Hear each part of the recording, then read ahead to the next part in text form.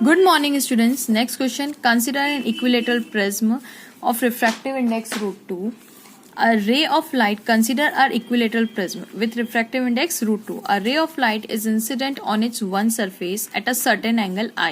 मतलब I is given as I.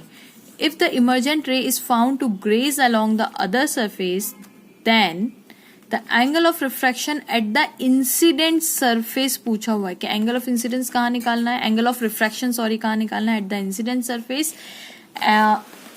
The incident surface is close to, मतलब angle of refraction at the incident surface is close to what. मैं यही चीज आपको diagram के through समझाती हूँ, है ना.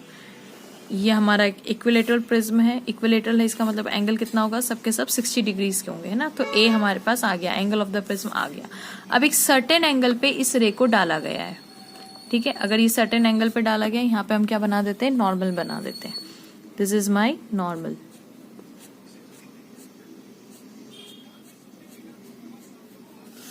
ओके, अभी टुवर्ड्स द नॉर्मल बैंड होगी थोड़ी सी, इसको ऐसे कर देते हैं, ठीक है. अब यहाँ पे भी एक नॉर्मल डाल देते हैं.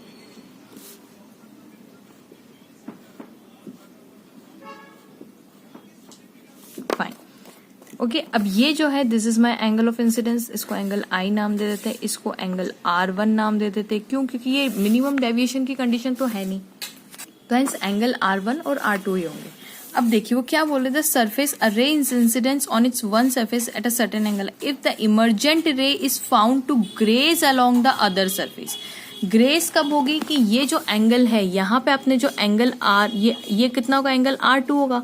तो ये R2 कुछ ऐसा होगा, तभी तो यहाँ पे ये इमर्जेंट रे जो है वो ग्रेस करती हुई ऐसे करके जाएगी, ठीक है. ये ग्रेस करती हुई कब जाएगी, ऐसे करके ग्रेस करती हुई, ठीक है. कि ये जो होगा वो क्रिटिकल एंगल के बराबर होगा. मतलब मेरा एंगल R2 किसके बराबर होना चाहिए, क्रिटिकल एंगल के बराबर होना चाहिए, जिसको हम थीटा सी भी बोल देते हैं, ठीक है. तभी तो ये 90 डिग्री होगा. तो इस पॉइंट पे मैं क्या करती हूँ, स्नेल्स लॉ लगा देती हूँ. ये कितना है, एंगल R2. ओके, इसको मैं रब कर देती हूँ.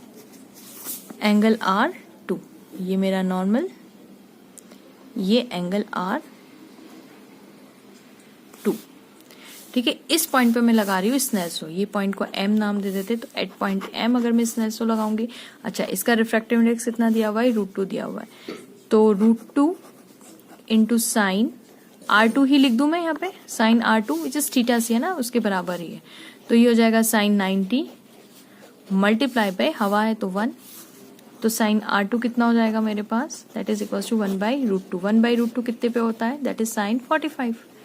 साइन से साइन को कंपेयर करेंगे तो R2 की वैल्यू आपके पास कितनी आ जाएगी, 45 डिग्री आ जाएगी, ठीक है. ये 45 डिग्री. पर हमें R2 नहीं पूछा, हमें बोला है कि eight the incident surface refraction angle कहाँ पे निकालना है, इंसिडेंट सरफेस पे. तो इंसिडेंट सरफेस तो ये वाली है, तो इस इंसिडेंट सरफेस का इंसिडेंट एंगल ऑफ रिफ्रैक्शन कितना होगा, R1.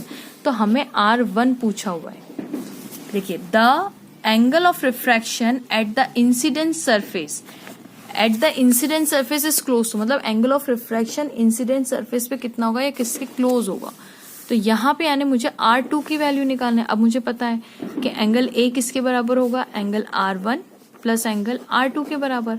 एंगल A पता है 60 डिग्री, एंगल R1 निकालना है, और ये पता है plus 45 degree. Simple, 60 minus 45 degree is equal to angle R1. तो 6 में से यानी 15 डिग्रीज. ये आ गया आपका R1, ठीक है. सो एंगल R1 कितना है, 15 degree. Option D is correct.